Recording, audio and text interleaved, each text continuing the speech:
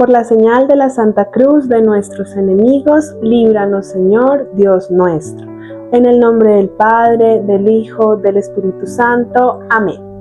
Lectura del Santo Evangelio según San Mateo. En aquel tiempo Jesús llamó a sus 12 discípulos y les dio autoridad para expulsar espíritus inmundos y curar toda enfermedad y toda dolencia. Estos son los nombres de los 12 apóstoles. El primero, Simón, llamado Pedro, y Andrés, su hermano, Santiago, el Zebedeo, y Juan, su hermano, Felipe y Bartolomé, Tomás y Mateo, el publicano, Santiago, el de Alfeo, y Tadeo, Simón, el de Caná, y Judas Iscariote, el que lo entregó. A estos 12 los envió Jesús con estas instrucciones: no vayan a tierra de paganos ni entren en las ciudades de Samaria, sino vayan a las ovejas descarriadas de Israel. Vayan y proclamen que ha llegado el reino de los cielos. Palabra del Señor, gloria a ti, Señor Jesús. En la reflexión del Evangelio del día de hoy podemos ver y analizar y compartir el mensaje de Jesús a través de cómo Él comienza a llamar a sus 12 discípulos. Más allá de su pasado, más allá de sus problemas, más allá de lo que ellos hacían o de sus defectos, si eran malgeniados, rebeldes, etc., más allá, Jesús logra ver el corazón propiamente de cada uno de sus discípulos, y cada uno de ellos era distinto. No es que fueran mera copia de Él, sino que aportaba esa pluralidad y esa diferencia de esencias al camino que Jesús quería proyectar y sobre todo al camino de la evangelización. Es por eso que es clave entender cómo Jesús comienza a armar su equipo, comienza a armar este equipo que le ayudará a dar a conocer lo que es la buena nueva, la buena noticia, el evangelio. Pero algo que me llama mucho la atención es cómo Jesús llama por el nombre. No simplemente lo menciona o dice tú, oye, sí, tú, ven, ¿cómo te llamas? Sino más allá, Jesús sabe su nombre, sabe quién es, qué puede aportar y sobre todo, para qué está llamado. Jesús conoce nuestra misión, nos llama por nuestro nombre, entendiendo nuestros dones, nuestros talentos, pero también conociendo nuestros defectos, entendiendo que esos defectos pueden ser también como piedra en el tropiezo, pero más allá de que sea piedra de tropiezo, es también un signo de aquí también te puedes pulir, aquí también puedes llegar a la santidad y aquí también puedes aportar aún entendiendo los defectos y más allá de la historia. Pero también Jesús capacita para ir a la misión.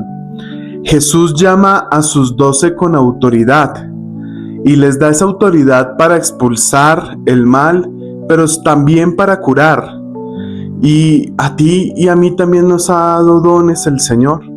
Nos ha regalado carismas, talentos, que somos distintos en eso y también pertenecemos a esta evangelización. El Señor nos llama por nuestro nombre, pero también conoce en qué somos buenos. Si yo te digo, yo soy malísimo para dibujar, no es uno de los dones que yo tengo. Lo mío es cantar, tocar guitarra, piano y poder alabarlo a través de la música, el componer canciones, etcétera. La teología, que es un signo que me apasiona. Pregúntate cuáles son tus dones, cuáles son tus talentos, y antes de que me digas, Daniel, no tengo, más bien intenta, sino buscar primero en ti cuál crees que es tu don. Si no lo encuentras, pregúntale a los más cercanos. En muchas ocasiones nosotros no nos damos cuenta de qué dones tenemos, en qué somos buenos, y es la clave para poder comenzar a poner estos dones que el Señor nos ha dado al servicio de los demás. Pero también conoce el destino de los que sufren. El mandato que les da Jesús es ir primero a las ovejas descarriadas. Hoy en día esas ovejas son las que se sientan solas y se sienten solos y olvidados.